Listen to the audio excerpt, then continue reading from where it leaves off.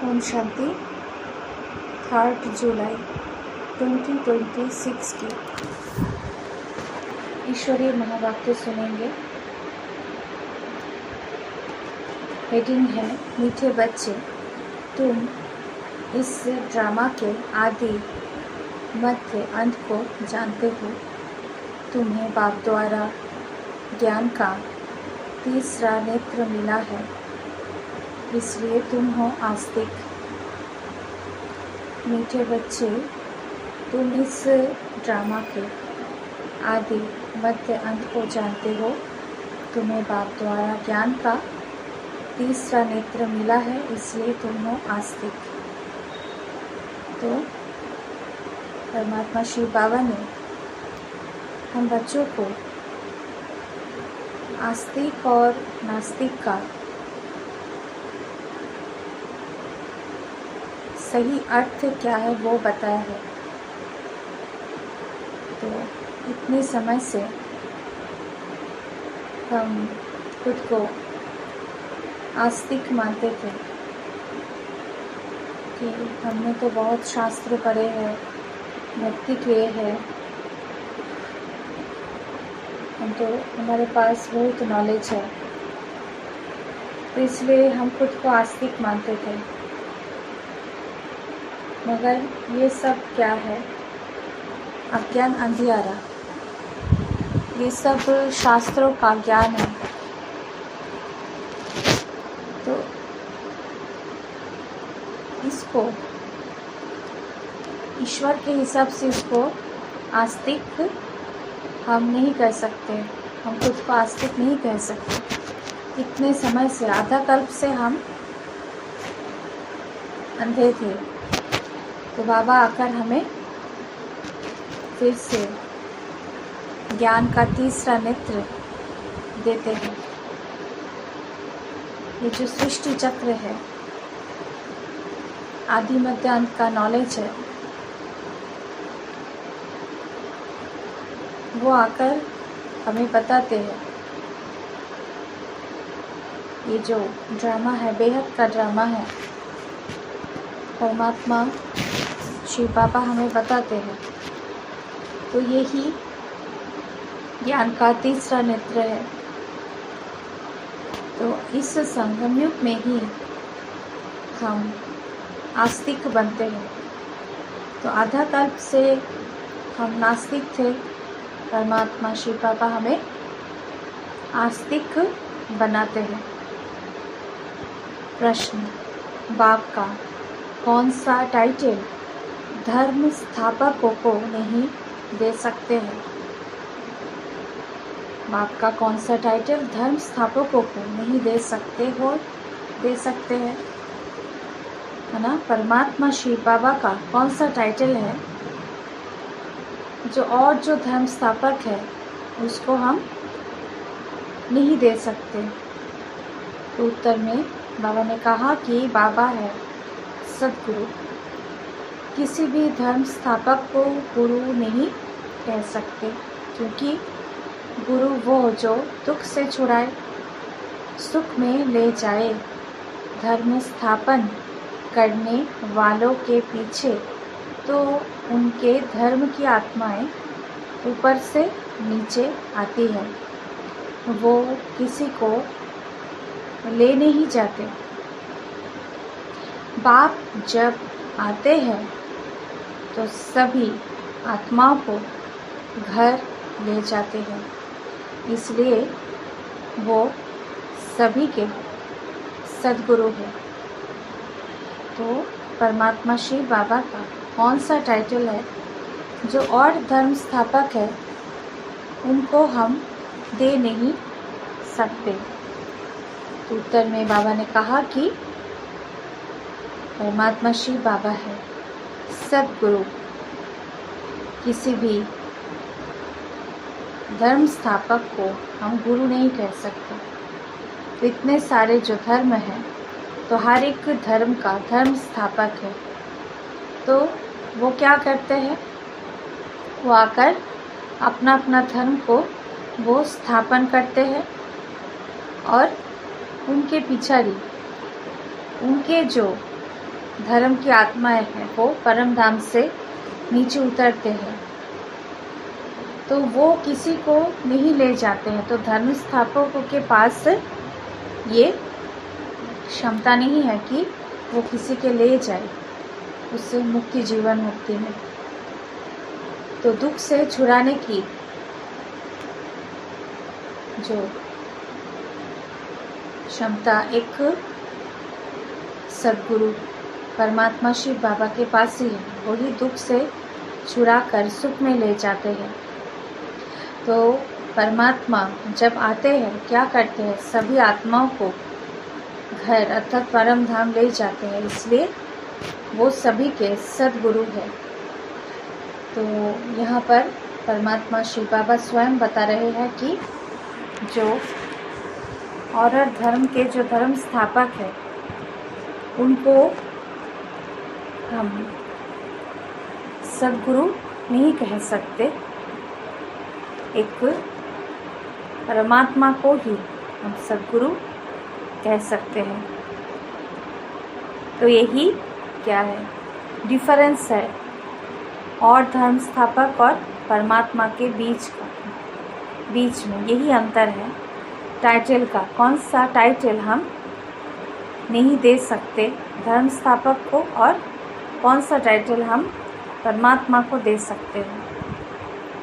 गीत है इस पाप की दुनिया से कहीं और ले चल। ओम शांति। मीठे मीठे रूहानी बच्चों ने गीत की लाइन सुनी, यह है पाप की दुनिया। बच्चे जानते भी हैं यह पाप आत्माओं की दुनिया है। कितना बुरा अक्षर है, परंतु मनुष्य ये समझ नहीं सकते कि सचमुच यह पाप आत्माओं की दुनिया है। ज़रूर कोई पुण्य आत्माओं की दुनिया भी होगी, उसको कहा जाता है स्वर्ग। मतलब क्या है, गीत में भी क्या गा रहे हैं, पाप की दुनिया मतलब पाप की दुनिया से कहीं और ले चल। मतलब ये दुनिया क्या है, अभी पाप की दुनिया बन चुके हैं, तो इसलिए इसका मतलब पुण्य आत्माओं की दुनिया भी है, तो उसको कहा जाता है स्वर्ग। तो परमात्मा इस संगम युग में आए हैं हम सभी आत्माओं को पुण्य आत्मा बनाकर पुण्य की दुनिया में ले जाने के लिए। तो पाप आत्माओं की दुनिया को कहा जाता है नर्क। भारत में ही स्वर्ग और नर्क की चर्चा बहुत है। मनुष्य मरते हैं तो कहते हैं स्वर्गवासी हुआ, तो इससे सिद्ध होता है नरकवासी है।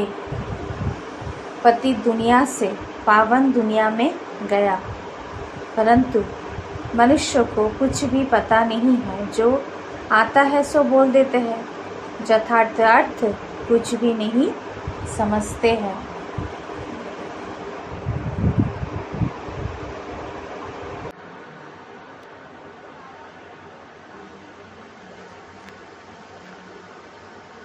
बाप आकर तुम बच्चों को तसल्ली देते हैं कि आप थोड़ा धीरज धरो, तुम पापों के बोझ से बहुत भारी हो पड़े हो। अब तुमको पुण्य आत्मा बनाए ऐसी दुनिया में ले जाते हैं जिसको स्वर्ग कहा जाता है। वहाँ ना कोई पाप होगा, ना कोई दुख होगा। बच्चों को धीरज मिला हुआ है, तो शिव बाबा हमें धीरज दिलाते हैं। आज यहाँ हैं, काल अपने शांति धाम सुख धाम में जाएंगे। जैसे बीमार मनुष्य थोड़ा ठीक होने पर होता है तो डॉक्टर धीरज देते हैं, जल्दी से तुम अच्छा हो जाओगे।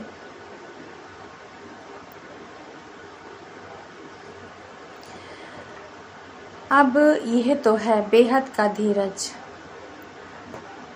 तो शिव बाबा है रूहानी डॉक्टर, तो वो हमें बेहद का धीरज दिलाते हैं कि बच्चे धीरज धरो, सुख का दिन आया कि आया।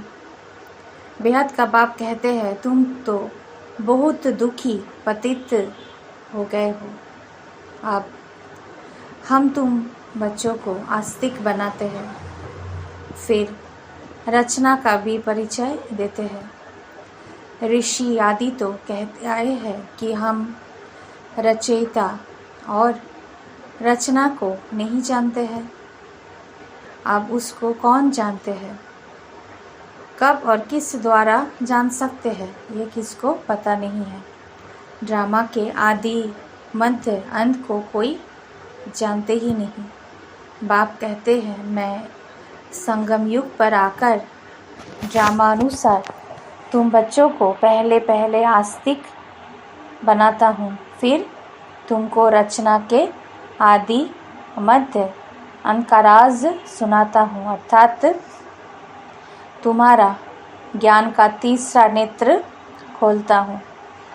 तो बाबा हमें ज्ञान का तीसरा नेत्र दिलाते हैं, अर्थात आस्तिक बनाते हैं। तुमको रोशनी मिल गई है, आँखों की रोशनी चली जाती है तो मनुष्य अंधे हो जाते हैं। इस समय मनुष्य को ज्ञान का तीसरा नेत्र नहीं है। मनुष्य होकर उस बाप और रचना के आदि मध्य अंत को नहीं जानते, तो उनको बुद्धिहीन कहा जाता है। गीत में भी है, एक है अंधे की औलाद अंधे, दूसरे है सज्जे। दिखाते हैं महाभारत लड़ाई लगी थी और एक आदि सनातन देवी देवता धर्म की स्थापना हुई थी। बाप ने आत्माओं को आकर राजयोग सिखाया था, सतयुगी स्वराज्य देने के लिए। आत्माएं कहती है मैं राजा हूँ, मैं बैरिस्टर हूँ। तुम्हारी आत्मा अब जानती है हम विश्व का स्वराज्य पा रहे हैं, विश्व के रचयिता बाप द्वारा। तो बाबा हमें क्या है, स्वराज्य, सतयुगी स्वराज्य दिलाने के लिए आए हैं। तो वो किसका रचयिता है, नई दुनिया का। माना शिव बाबा नई दुनिया का रचना कर रहे हैं। बाप नई सृष्टि रचते हैं, क्रिएटर भी है तो उनमें सारा ज्ञान भी है। सारे वर्ल्ड की हिस्ट्री कोई एक भी नहीं जानते हैं। किसको ज्ञान का तीसरा नेत्र नहीं है, सिवाय बाप के कोई तीसरा नेत्र दे नहीं सकता। वर्ल्ड की हिस्ट्री, ज्योग्राफी, मूल वतन, सूक्ष्म वतन, स्थूल वतन, यह सब तुम जानते हो। मूल वतन है आत्माओं की सृष्टि। मूल वतन माना जो परम धाम है। सन्यासी कहते हैं हम ब्रह्म में लीन हो जाएंगे, बा ज्योति ज्योत समाएंगे। ऐसा है नहीं। तो सन्यासी समझते हैं कि हम ब्रह्म में लीन हो जाएंगे, बा ज्योति ज्योत समाएंगे। ऐसा है नहीं। तुम जानते हो ब्रह्म तत्व में जाकर निवास करेंगे, वो शांति धाम घर है। वो तो कह देते हैं ब्रह्म ही भगवान है, कितना फ़र्क है। तो सन्यासी लोग कहते हैं जो तत्व है वही भगवान है। तो ब्रह्म भगवान नहीं है, ब्रह्म तो तत्व है। जैसे आकाश तत्व है वैसे ब्रह्म भी तत्व है। जहाँ हम आत्माएं और परमपिता परमात्मा निवास करते हैं, उनको स्वीट होम कहा जाता है।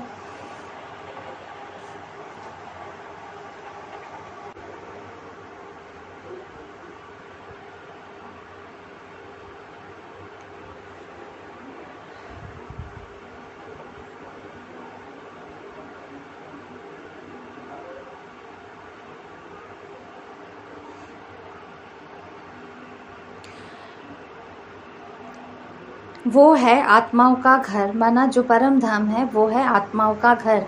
बच्चों को मालूम पड़ा है ब्रह्म महातत्वों में कोई आत्माएं लीन नहीं होती है और आत्मा कभी विनाश को प्राप्त नहीं होती।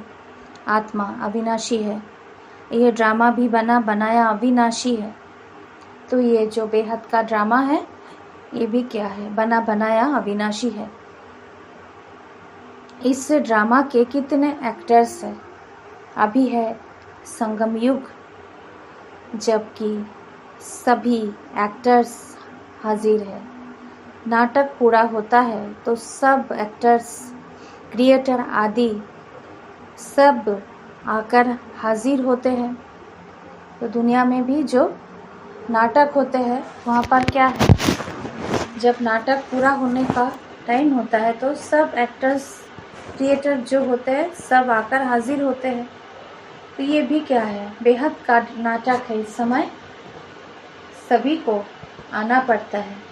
तो इस समय यह बेहद का ड्रामा भी पूरा होता है, फिर रिपीट होना है। तो ये 5000 वर्ष का चक्र है। तो उन हद के नाटकों में चेंज हो सकती है। तो दुनिया के जो नाटक है उसमें क्या है, जो सीनरी है वो कभी चेंज भी कर सकते हैं, मगर क्या है, ड्रामा जब पूरा ना हो जाता है तो वहाँ पर वो हद का नाटक में ये सब संभव है। मगर ये जो सृष्टि रूपी नाटक है, बेहद का ड्रामा है, इसमें ये सब संभव नहीं है, ये फिक्स है। तो ड्रामा अनादि अविनाशी है। बाप त्रिकालदर्शी त्रिनेत्री बनाते हैं। देवताएं कोई त्रिकालदर्शी नहीं होते हैं। तो देवताएं कोई त्रिकालदर्शी नहीं होते हैं। परमात्मा शिव बाबा इस समय हमें क्या है, ब्रह्म मुख वंशावली ब्राह्मण बनाते हैं। तो हमें त्रिकालदर्शी त्रिनेत्री बनाते हैं। तो ना शूद्र वर्ण वाले त्रिकालदर्शी होते हैं, माना जब तक हम अज्ञान में थे तब तक हम त्रिकालदर्शी नहीं थे। तो ना शूद्र वर्ण वाले त्रिकालदर्शी होते हैं। त्रिकालदर्शी तो सिर्फ तुम ब्राह्मण वर्ण वाले हो। जब तक ब्राह्मण ना बने तब तक तीसरा नेत्र ज्ञान का मिल ना सके। तुम झाड़ के आदि मध्य अंत को सभी धर्म को भी जानते हो। तुम भी मास्टर नॉलेजफुल हो जाते हो। बाप बच्चों को आप समान बनाएंगे ना। ज्ञान का सागर तो एक ही बाप है। तो जो भी आत्माओं का बाप है, तो सभी बच्चों को आस्तिक बनाए, त्रिकालदर्शी बनाते हैं। तो शिव बाबा हमें नास्तिक से आस्तिक बनाते हैं, अर्थात त्रिकालदर्शी बनाते हैं। अब तुम बच्चों को सबको यह कहना है कि शिव बाबा आया है, उनको याद करो। जो आस्तिक बनते हैं वो बाप को अच्छी रीति प्यार करते हैं। तुम्हारे ऊपर बाप का भी प्यार है। तुमको स्वर्ग का वर्षा देते हैं। गाया हुआ है, विनाश काले विपरीत बुद्धि विनशंति और विनाश काले प्रीत बुद्धि विजयंती। गीता में कोई कोई अक्षर सच्चे हैं। तो गीता में क्या है, आटे में नमक मिसल कुछ कुछ चीज़ें सही है। तो श्रीमद् भगवत गीता है सर्वोत्तम शास्त्र, आदि सनातन देवी देवता धर्म का शास्त्र। ये भी समझाया है मुख्य धर्म शास्त्र है ही 4, और जो धर्म वाले हैं वो आते ही है सिर्फ अपने धर्म की स्थापना करने, राजाई आदि की बात नहीं। तो और जो धर्म स्थापक होते हैं वो अपने अपने धर्म की स्थापना करते हैं। कोई राजाई स्थापन नहीं करते हैं, उनको गुरु भी नहीं कह सकते। गुरु का तो काम ही है वापस ले जाना। तो और धर्म स्थापक को हम गुरु नहीं कह सकते, क्योंकि वो हमें मुक्ति, जीवन मुक्ति नहीं दिला सकते। वो हमारा जो घर है, आत्माओं का घर, परम धाम, वहाँ पर नहीं ले जा सकते। इब्राहिम, बुद्ध, क्राइस्ट आदि तो आते हैं, फिर उनके पिछाड़ी उनकी वंशावली भी आती है।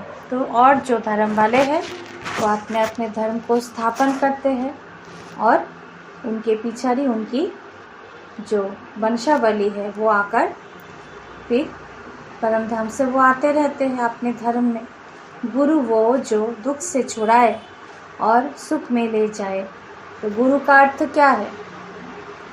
जो दुख से छुड़ाते हैं और सुख में ले जाते हैं। तो सद्गुरु एक ही है, परमपिता परमात्मा। तो वो तो सिर्फ धर्म स्थापन करने आते हैं। तो जो और धर्म स्थापक वाले हैं वो अपना अपना धर्म स्थापन करने आते हैं। यहाँ तो बहुतों को गुरु कह देते हैं। ब्रह्मा, विष्णु, शंकर को भी गुरु नहीं कह सकते। तो ये सब क्या है? वो भी देवताएं ही है। तो एक शिव बाबा ही सर्व का सद्गति दाता है, पुकारते भी है एक राम को है।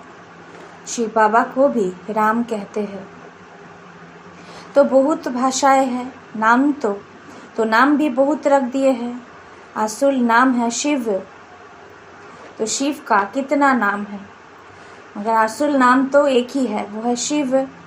उनको सोमनाथ भी कहते हैं। सोम रस पिलाया अर्थात ज्ञान धन दिया, बाकी पानी आदि की तो बात ही नहीं। तो बाबा आकर हमें जो ये ईश्वरीय महावाक्य जो सुनाते हैं, जो श्रीमत है, यही सोम रस है, इसलिए उसका नाम सोमनाथ है। तो तुमको सम्मुख नॉलेजफुल, ब्लिसफुल बना रहे हैं। बाप तो ज्ञान का सागर है, तुम बच्चों को ज्ञान नदियाँ बनाते हैं। सागर एक होता है, एक सागर से अनेक नदियाँ निकलती है। अभी तुम हो संगम पर। इस समय सारी धरती रावण का स्थान है। सिर्फ एक लंका नहीं थी, सारी धरती पर रावण का राज्य है। राम राज्य में बहुत थोड़े मनुष्य होंगे। तो राम राज्य में इतना मनुष्य थोड़े ही होंगे, थोड़े मनुष्य होंगे, इतने करोड़ मनुष्य वहाँ पर नहीं होंगे। ये सिर्फ अभी तुम्हारी बुद्धि में है। बाबा ने समझाया है, मैं 3 धर्मों की स्थापना करता हूँ, ब्राह्मण, देवता, क्षत्रिय, फिर वैश्य, शूद्र वर्ण में, और सभी आकर अपना अपना धर्म स्थापन करते हैं। अनेक धर्मों का विनाश भी कराते हैं।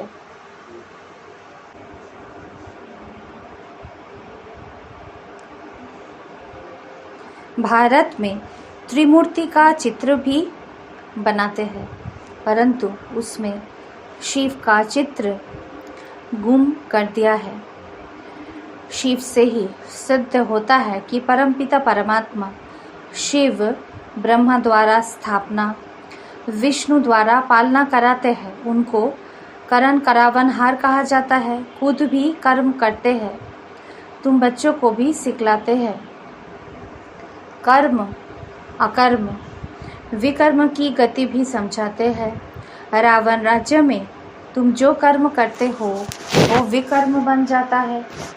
सतयुग में जो कर्म करते हो वो अकर्म हो जाता है।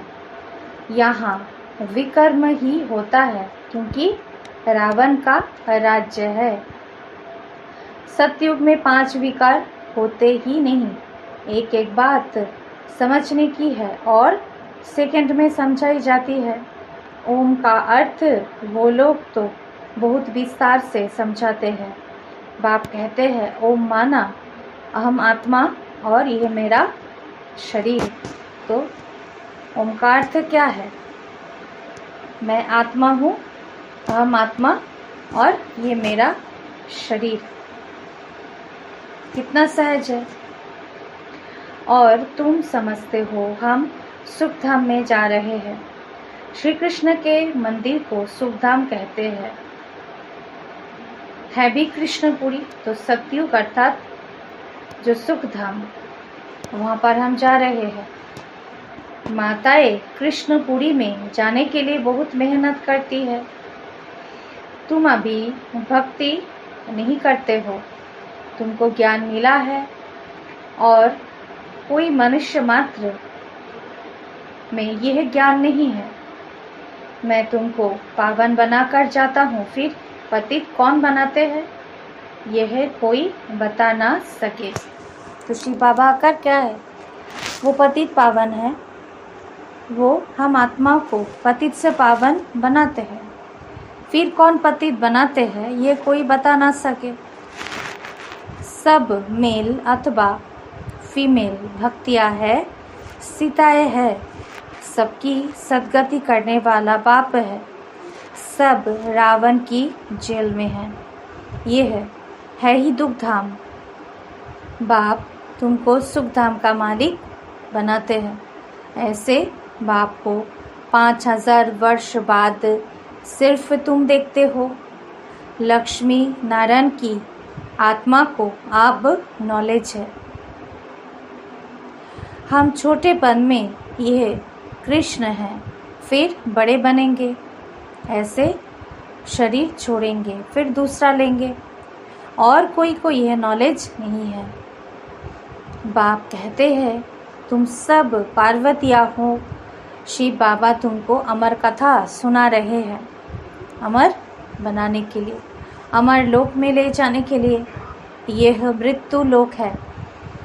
तुम सब पार्वतियाँ अमर नाथ द्वारा अमर कथा सुन रही हो। तो इस समय हम आत्मा क्या है, पार्वतिया है, और शिव बाबा है अमरनाथ, और शिव बाबा से हम अमर कथा सुन रहे हैं। तुम सच सच बनते हो। सिर्फ बाप को याद करने से तुम्हारी आत्मा अमर बनती है। तो जितना जितना हम शिव बाबा को याद करेंगे, आत्मा क्या है, पवित्र बनते जाएंगे और पवित्र दुनिया के मालिक बनेंगे। तो जहाँ दुख की बात नहीं होती, माना अमर लोग जो है वहाँ पर दुख की कोई बात नहीं। जैसे सर्प एक खाल छोड़ दूसरी लेती है, ये सब मिसाल यहाँ के है। भ्रमरी का मिसाल भी यहाँ का है। तुम ब्राह्मण क्या करते हो, विकारी कीड़ों को बदल देवता बनाते हो। मनुष्य की ही बात है, भ्रमरी का तो यह एक दृष्टांत है। तो तुम ब्राह्मण बच्चे अभी बाप द्वारा अमर कथा सुन रहे हो, औरों को बैठ ज्ञान की भू भू करते हो, जिससे मनुष्यों से देवता स्वर्ग की परी बन जाएंगे। बाकी ऐसे नहीं कि मान सरोवर में डुबकी लगाने से कोई परी बन जाएंगे, ये सब झूठ है। तुम झूठ ही सुनते आए हो, अब बाप ट्रुथ सुनाते हैं। तो शिव बाबा आकर हमें सत्य बातें ट्रुथ सुनाते हैं। अब बाप कहते हैं अपने को आत्मा समझो। तुम समझते हो निराकार परमपिता परमात्मा इस मुख द्वारा सुना रहे हैं। किसके मुख द्वारा, प्रजापिता ब्रह्मा के मुख द्वारा परमात्मा ये श्रीमत सुना रहे हैं। हम इन कानों द्वारा सुन रहे हैं। आत्म अभिमानी बनना है, फिर परमात्मा भी रियलाइज कराते हैं मैं कौन हूँ, दूसरा कोई आत्म अभिमानी बना ना सके। तो आत्म अभिमानी एक शिव बाबा ही बनाते हैं, क्योंकि वो स्वयं ही निराकार है, ज्योतिर्बिंदु स्वरूप है, अशरीरी है। वो आकर हमें उनके जैसे ही बनाते हैं, सिवाय बाप के और कोई कह ना सके कि तुम आत्म अभिमानी बनो। शिव जयंती भी मनाते हैं, परंतु उनकी जयंती कैसे है ये नहीं जानते। बाप ही खुद आकर समझाते हैं। मैं साधारण बूढ़े तन में प्रवेश करता हूँ, माना ब्रह्मा बाबा की तन का आधार वो लेते हैं, नहीं तो ब्रह्मा आएगा कहाँ से। पतित तन भी चाहिए। सूक्ष्म बतनवासी ब्रह्मा में विराजमान होकर तो ब्राह्मण नहीं रचेंगे। तो सूक्ष्म बतनवासी ब्रह्मा कौन है? वो तो पुरुषार्थ करके वो फरिश्ता बन गए, तो अव्यक्त बन गए, तो वो ब्राह्मण नहीं रच सकते। तो ब्राह्मण रचने के लिए साकार मनुष्य चाहिए। तो इसलिए ब्रह्मा बाबा के तन का आधार लेकर शिव बाबा ये नॉलेज देते हैं। तो कहते हैं, मैं पतित शरीर पतित दुनिया में आता हूँ। गाया हुआ है, ब्रह्मा द्वारा स्थापना। फिर जिसकी स्थापना करते हैं, जो ये ज्ञान पाते हैं, वो देवता बन जाते हैं। मनुष्य ब्रह्मा का चित्र देखकर मुझ जाते हैं। कहते हैं, यह तो दादा का चित्र है, प्रजापिता ब्रह्मा तो ज़रूर यहाँ होगा। सूक्ष्म बतन में कैसे प्रजा रचेंगे? प्रजापिता के तो बच्चे हजारों ब्रह्मा कुमार कुमारियाँ हैं, झूठ थोड़े ही होगा। हम शिव बाबा द्वारा वर्षा पा रहे हैं। तुम बच्चों को समझाया है, वो अव्यक्त ब्रह्मा है।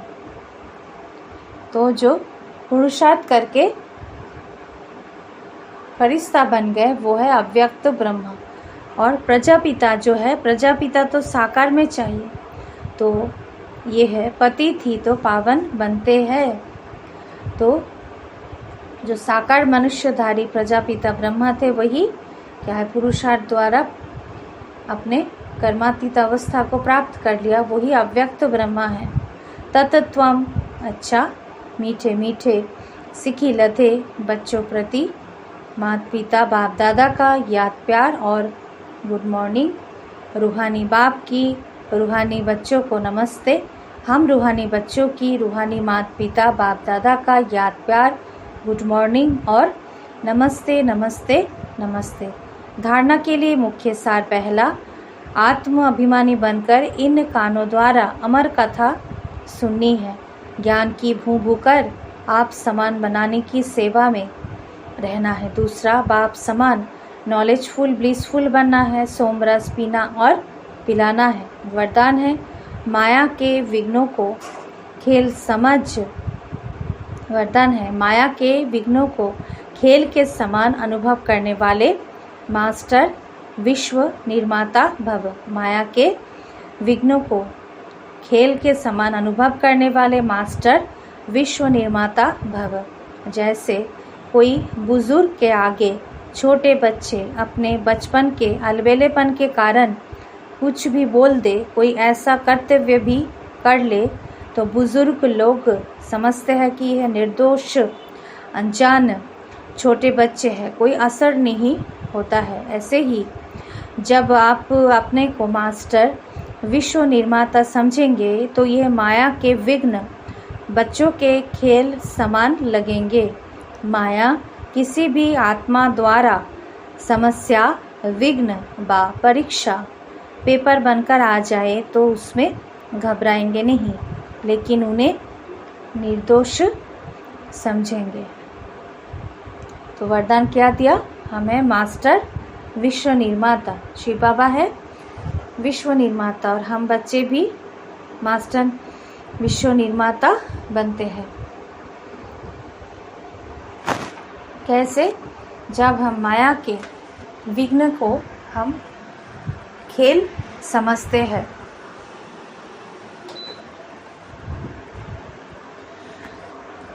जैसे क्या है, कोई बुजुर्ग के आगे छोटे बच्चे क्या है, बचपन के अलबेलेपन के कारण कुछ भी बोल दे, कोई ऐसा कर्तव्य भी कर ले, तो बुजुर्ग लोग समझते हैं ये निर्दोष अनजान छोटे बच्चे हैं, कोई असर उन पर नहीं होता है बुजुर्ग के सामने, कारण उसको पता है ये सब खेल चल रहा है।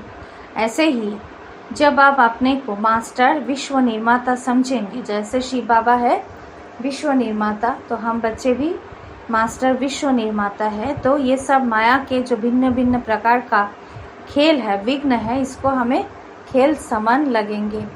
तो ये माया के विघ्न बच्चों के खेल समान लगेंगे।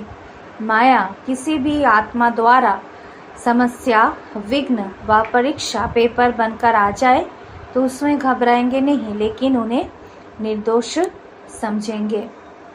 तो माया क्या है? भिन्न भिन्न विघ्न, समस्याएं, फिर ये सब परीक्षा या पेपर बनकर आ जाए तो हमें क्या है? बुजुर्ग समान समझ कर खुद को ये सब चीज़ें छोटे बच्चे जैसा समझना है।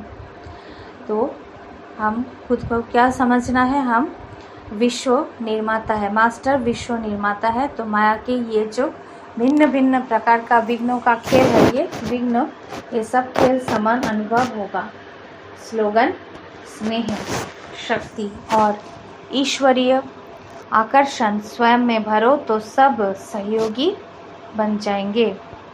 अव्यक्त इशारे: ज्वाला स्वरूप स्थिति में रह शक्तिशाली याद का अनुभव करो। अभी ज्वालामुखी बन आसुरी संस्कार, आसुरी स्वभाव सब कुछ भस्म करो। जैसे देवियों के यादगार में दिखाते हैं कि ज्वाला से असुरों का संहार किया। असुर कोई व्यक्ति नहीं, लेकिन आसुरी शक्तियों को खत्म किया। ये अभी आपकी ज्वाला स्वरूप स्थिति का यादगार है। अब ऐसी योग की ज्वाला प्रज्वलित करो जिसमें यह कलियुगी संसार जलकर भस्म हो जाए।